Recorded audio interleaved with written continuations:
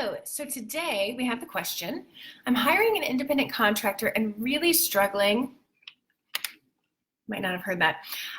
Today's question is, I'm hiring an independent contractor and really struggling with getting good sound advice about how to set this up in a way that also follows labor laws.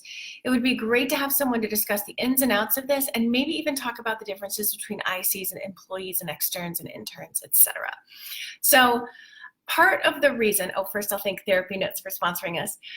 Part of the reason you're having a hard time getting good sound advice about this is because most of the time, the labor laws regarding contractors don't conform to IRS standards. This is a really common problem in our field, in my opinion. Most of the group practices I've known of or heard of do the whole independent contractor 1099 thing. But when you look at the IRS guidelines, you have to be pretty creative to make it fit. Really, people should be W-2s. It's just one of those things that it's common because it's common. So some people started out doing independent contractors when group practices were a thing in your town maybe. And then more people started doing it, and more people and more people. And so it just seems like that's how you do it, but it's actually not what's recommended.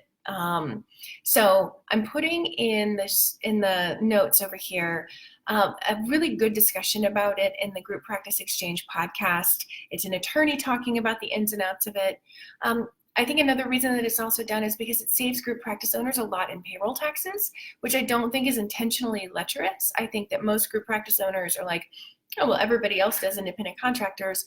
Oh, look, that saves me money. That's good, because for those of you who are not group practice owners, it's shockingly more expensive than you expect it to be to own a group practice.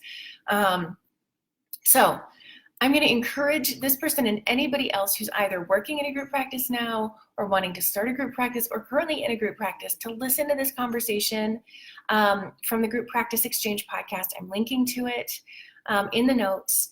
I think that it'll be really helpful for understanding and wrapping your head around why it's not really an independent contractor situation. And I really encourage you guys to set it up on the front end, just set it up right. If you haven't started a group practice yet, yes, it will cost you more money. And you won't get sued for having somebody classified in the wrong way. All right, so that's what I've got for you today. I hope you have a great one.